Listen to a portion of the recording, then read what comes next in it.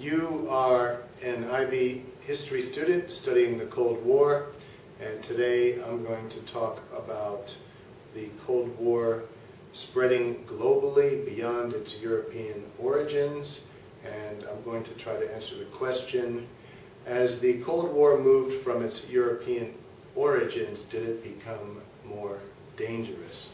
And as I've said to you many times before, when you're asked an IB question, you must always answer that question explicitly in a thesis sentence, typically the last sentence of your first paragraph. So I'm going to say quite explicitly, as the Cold War moved from its European origins and spread globally, it became a much more dangerous conflict. So I'm answering the question affirmatively, saying yes, the Cold War did become more dangerous, particularly as it moved into Asia. And the reason why the Cold War became more dangerous when it moved into Asia, when it moved out of Europe, is because in Europe the line had been drawn. That line, of course, is roughly the Iron Curtain that Winston Churchill defined in his famous speech in Fulton, Missouri. So that line divided Europe between East and West, between those countries that were occupied by 5 to 10 million Soviet troops and those countries to the west of that line, which would eventually develop democracies. So in Europe, the line had already been drawn. So the Soviet Union and the United States and its allies had nothing to fight over, had nothing to struggle over. So the Cold War was not as dangerous in Europe as it became in Asia. I should mention that Austria, of course, is an exception to that line because Austria had Soviet troops until 1955, I believe, when they withdrew. In Europe, the agreement to divide Europe into two spheres of influence dates all the way back to Churchill's notorious percentages agreement with Stalin, where they drew onto a piece of paper the percentages that each country, the Soviets and the West, would have influence in various countries. And essentially at that point, I think Churchill was embarrassed by it later, but at that point in time, Churchill agreed to a Soviet sphere, as he would later say, in Eastern Europe. And with the Red Army there, the Americans and their allies had neither the will nor the ability to remove the Soviet troops, and therefore there was very little to struggle over in Europe. However, in Asia there was a lot to struggle over. So the lines dividing the communist world from the non-communist world had never been agreed during World War II in Asia as they had been in Europe. I mean, after the percentages agreement, you had, of course, Yalta and then Potsdam, and whether they were explicit agreements or not, there was an understanding that the Eastern Europe was a Soviet sphere of influence, and therefore the Cold War was not terribly dangerous in Eastern Europe, or in Europe, I should say. However, in China, of course, shortly after World War II, in 1946, the Chinese Civil War resumes, and there's a lot to fight over. And by 1949, the Communists have won the Chinese Civil War, but the Nationalists under Chiang Kai-shek have withdrawn to Taiwan, and therefore the Chinese Civil War could be considered part of the Cold War. It's usually not, because the Chinese Civil War goes back to the 1920s, really. However, it's certainly communists versus anti-communists, and it certainly is along the lines that we see in the Cold War. So you could make an argument that the Chinese Civil War is part of the Cold War, and of course millions of people died, and the Chinese Civil War was certainly a very dangerous occasion, and that the struggles in China and across the Taiwan Straits become very dangerous throughout the 1950s. As Mao and Chiang Kai-shek start arguing with each other and threatening to invade each other, and of course as there's shelling in the Taiwan Straits crises, and the United States moves in the 7th Fleet, and there's threats of using atomic weapons coming from the United States, and it's a very dangerous situation, the struggle between the Taiwan and the People's Republic of China in the 1950s, Taiwan, of course, receiving the backing of the United States. So definitely in this case, when the Cold War moves to Asia, it becomes more dangerous. Then, of course, you also have the Korean War. And when Kim Il-sung gets Stalin's permission and invades South Korea on June 25th, 1950, he starts the Korean War, which not only turns into a very dangerous war, but also a very deadly war. So now we have to talk about what we mean by dangerous. Do we mean deadly? Well, certainly, as the Cold War spreads into Asia, millions of people die in the Korean War, millions of people die in the Vietnamese War. So that's very dangerous.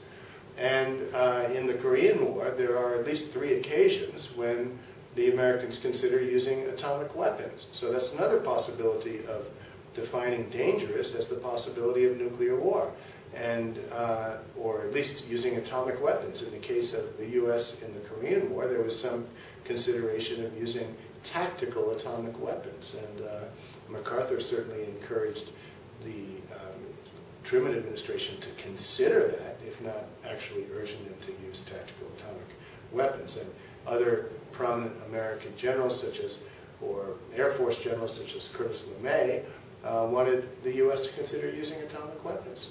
And during 1950-51, certainly the United States had the advantage in terms of quantity and quality, and especially in terms of the means of delivery of atomic weapons. So as the Cold War spread globally from Europe into Asia, it became much more dangerous. As a matter of fact, the Americans made a lot of noises about nuclear war throughout the 1950s. And one of the reasons that the Cold War becomes more dangerous as it moves outside of Europe into Asia is because in Europe, the United States and the Soviet Union were confronting each other directly. I mean, remember, the American Army and the Soviet Red Army met each other in Eastern Germany at the end of World War II. That was literally the end of World War II. And therefore, because they met each other directly, each side was in control of its own policy. However, when the Cold War spreads globally, a lot more allies and other players get involved, and some of these allies are uncontrollable allies, and in some cases reckless and unpredictable, such as the case of Chairman Mao in China. So Mao was famously unafraid of nuclear weapons, and he said in 1953, and I quote, "The Americans and others are making a lot of noise about nuclear war in order to conceal their weaknesses." Well, indeed, the Americans were making a lot of noise about nuclear war, but not to conceal their weaknesses, but because of their strengths, because of their advantages with atomic weapons. They knew they could use the atomic weapons in Asia, as indeed they already had in Hiroshima and Nagasaki in 1945. So that was a very dangerous situation indeed. This is what motivated both MacArthur and Dulles to urge the consideration of nuclear weapons, was the idea that the Chinese wouldn't be able to fight back with nuclear weapons, not in the 1950s, and the Russians probably didn't have as many or the means of delivering them. In particular, the Russian Air Force in the early 1950s was still behind the American Air Force, although it was quickly catching up, as the Americans found out in Meg Ali during the Korean War. So the Cold War is more dangerous as it moves into Asia, both by measuring dangerousness as the potential of a nuclear war erupting, of World War III erupting, or by measuring dangerous as deadly, because it was certainly more deadly as it spread globally from its European origins. Remember also that John Foster Dulles in 1954 announced the policy of massive retaliation, and he was clearly threatening the Soviet Union about the spread of communism, and he was clearly referring to Asia, because in 1954 both China and Taiwan were in the midst of a crisis, And of course, the guns from the Korean War were still smoldering. And of course, the British were trying to put down an uprising in various parts of its former empire, including Malaysia. And also, in 1954, most importantly, the French were losing in Vietnam. And this was very disconcerting to John Foster Dulles and the American policymakers. And they were considering massive retaliation as a threat to the Soviets, because the United States clearly did not have enough troops, and they did not have the will to send troops to all these different places in Asia where the Cold War was simmering. So Dulles constructed this policy of massive retaliation, clearly threatening to bomb Moscow with nuclear weapons and all other population centers and military targets within the Soviet Union. So once again, we find that as the Cold War became global, it became much more dangerous. But what was the most dangerous episode in the Cold War? By most accounts, it was the Cuban Missile Crisis. And for 13 days, the world stood still as we wondered whether Khrushchev and or Kennedy might push the button and launch the world into World War III and into the destruction of life as we know it. Because by the 1960s, we're talking 1962, of course, the nuclear weapons have become so much more powerful. And Cuba actually had about 20 medium-range nuclear missiles in Cuba that could have been launched. We now know that the Soviets had already installed nuclear warheads in Cuba, but the Americans did not know it at the time. So we came very close, as McNamara says in The Fog of War, we came that close to having a nuclear war during the Cuban Missile Crisis. So once again we see that when the Cold War spreads from its European origins, it becomes much more dangerous. Okay, and again we see that in the case of the Cuban Missile Crisis, again, an unpredictable ally, namely Fidel Castro, becomes involved. And this sort of feverish revolutionary, still to this day, I believe, defends his revolution and defends the worldwide proletarian revolution and says if Cuba had to be sacrificed, so be it. That might be what's needed in the war against imperialism, to use Castro's terminology. So you have fiery revolutionaries who are not necessarily under the control of the Soviet Union, people like Fidel Castro, who are unafraid of nuclear weapons again, and who are another complicating factor as the Cold War becomes global and moves outside of Europe, and again, making the Cold War more dangerous. But that was only 13 days. What about the approximately 13 years from the early 60s to the mid-70s when the United States was in Vietnam?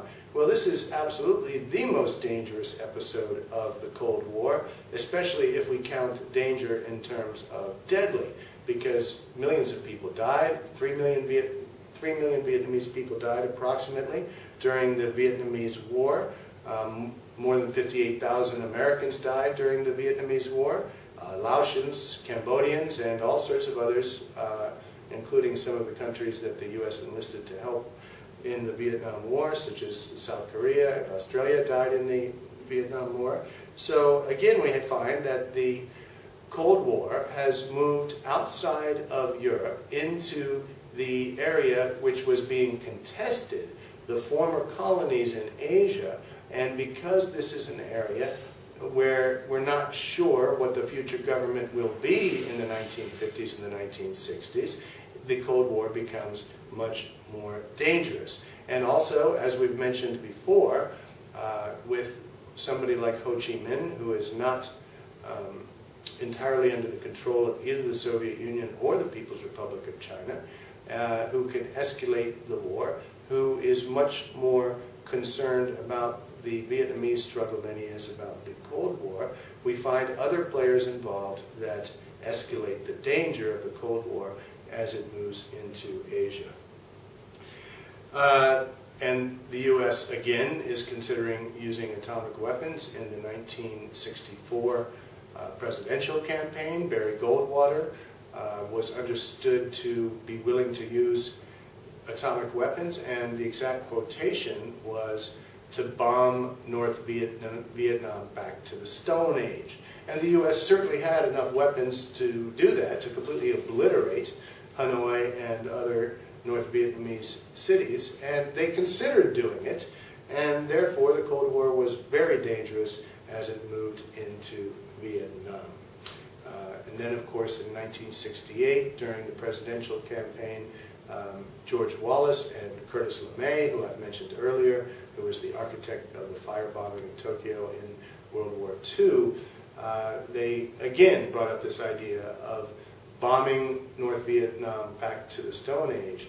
And also, you've seen in the video LBJ's Daisy Girl commercial, where the United States again suggests that we're on the edge of a nuclear war of Armageddon, or as the historian Eric Hobsbawm says, the United States sets the apocalyptic tone of the Cold War during the 1960s, where they suggest that the world is close to Armageddon, close to the end of life on this planet as we know it. And I would say that was certainly another very dangerous episode in the global Cold War.